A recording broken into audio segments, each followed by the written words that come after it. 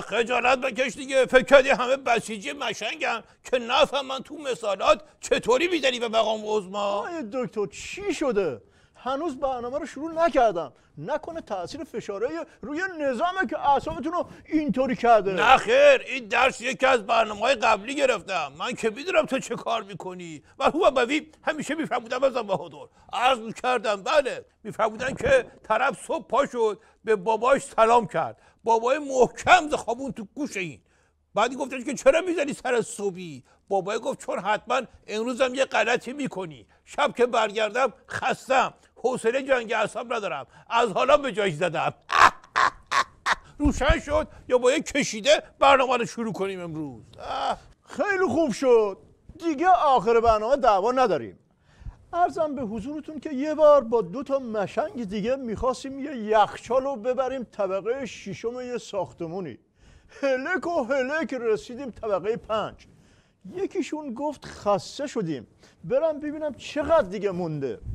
رفت و برگشت گفت که یه خبر خوب براتون دارم، یه خبر بد. گفت خب اول خبر خوب بگو. گفت خبر خوب اینه که یه طبقه دیگه بیشتر نمونده.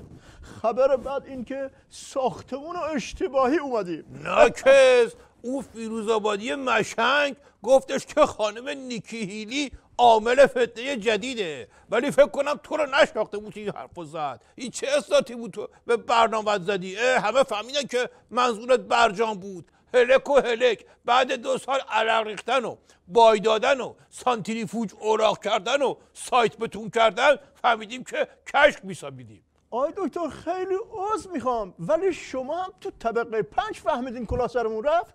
اولا ثابت کردی که تو کتابای دستور زبان جای حرف اضافه رو اشتباه نوشتن. جای حرف اضافه تو زبون توه ناکس. ثانیاً اگه آدم حرفش خیلی اضافه باشه ممکنه بعدش دیگه زبون براش نمونه که بازم واسه همین حرفای اضافه بزنه. به همین دلیل آقای دکتر بحثو میبرم رو مصدر اصلی حرف اضافه. حاجی روحانی که میگفت برجام سایه جنگ و اثر نظام برداشت و بنده 7 و کشوندیم به بنبست و اینها چی شد آقای دکتر؟ هیچی، با یه سفر اون خانومه دوباره سایش اومد رو سرمون. خانم موگیرینی رو میگه؟ تو هم مریض شدی دوباره فکر کنم.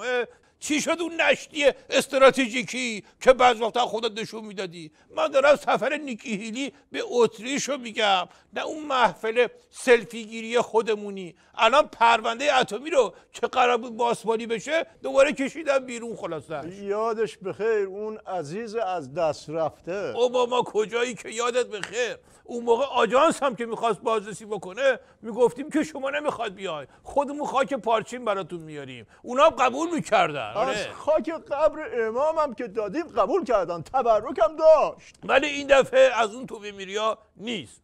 ظریف به زبون اشهدش گفتش که یا باید از جیب بدیم و عظما خفت و خاری بازدید فیها خالدون نظام رو قبول بکنه که تازه همین برجام بمونه سر جاش با همه بدبختی‌ها و همه تحریماش، یا باید بزنیم زیرش که بریم تو بند 7 و نگو دکتر نگو که بند دل مقام عظما رو پاره میکنی. یعنی الان دوباره عظما رو نشوندن رو اره که نه راه پس داره نه راه پیش. نه قربونت اونطوری نیست که. الحمدلله خوش راحتم کرده. اون موقع نشسته بود رو اره، نمیتونست بره جلو نمیتونست بیاد عقب.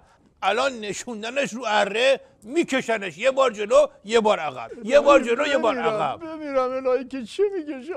آیا دکتر اگه عظما الان بیاد صاف بگه غلط کردیم با 7 جد اونی که هسته‌ای میخواست بسازه، مشکل نظام حل میشه الان؟ نه دیگه، غلط کردن هم یه زمانی داره.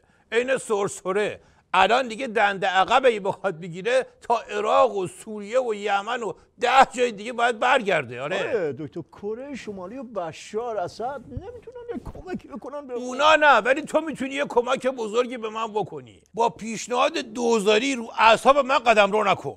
دکتر من فقط خواستم کمک کرده باشم. دلم برای بدبختی مقام عظما میسوزه. میگن تهدیدهای بیرونی و درونی نظام با همدیگه چف شدن. نمیدونم یعنی چی، ولی میدونم خیلی بده. جمله کلاسداری هم هست. خوش به حالت که نمیدونی یعنی چی. اگه میدونستی چی بود؟ بدبختی عظما فقط از فشار کمرشکر خارجی نیست که. اگه این بود یه چیزی. اوضاع داخلی سه‌تره.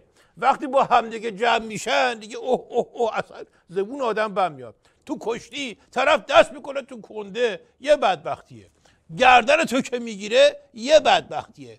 ولی سر و تنه که یکی بکنه اون وقت تازه میفهمی که بدبختی یعنی چی. دیگه هیچ کاری نمیتونی بکنی، فقط میشین درس عبرت برای بقیه که حواسشون رو جمع کنن. آیه دکتر بعد آشی برامون پختن، فکر کنم چپاق مقام عظما رو میخوان چک کنن. یه نظریه استراتژیست که درست و درمون دارم تاپ آیه دکتر که این نظام رو نجات میده. بشود ببینیم چه کار میکنی. ببین حالا که قصد تعرض دارن، حالا که نمیخوان بهمون رحم کنن، ما هم با قاطعیت بریم دنبال بمب هسته‌ای. اینی که میگی بهش میگن دکترین ماشین مدل بالا. مرحوم ابوی همیشه میفهمودن بزن بهادر. عرض کردم بله، میفهمودن که یارو قرض زیادی بالا آورده بود، رفت ماشین مدل بالا خرید.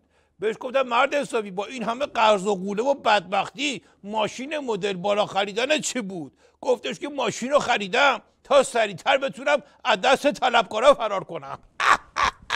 روشن شد یا بفرستمت آژانس دنبال ماشین. این راه حل خوبی های دکتر، نه یه بمب حاضر و آماده پیدا کنیم بخریم. گیر میاد، تو فیلم دیدم من فکر کنم که تاثیر فشارهای رو نظامه که اینطوری شدی. تو تنها نیستی ها، خیلی ها اینطوری شده الان. آیه دکتر درمون هم داره یا دیگه امیدی بهم نیست؟ حالا یه نسخه یک چیزی بده. نسخه برای مقام عظما پیچیدم.